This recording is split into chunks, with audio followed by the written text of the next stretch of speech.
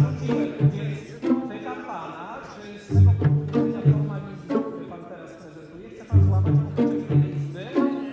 Ten obyczaj, który był również przez państwa respektowany przez 10 lat. Jeżeli chce pan zarzuciłem, więc pytam pana, czy z tego punktu widzenia formalizmu, który pan teraz prezentuje, chce pan złamać obyczaj tej Izby?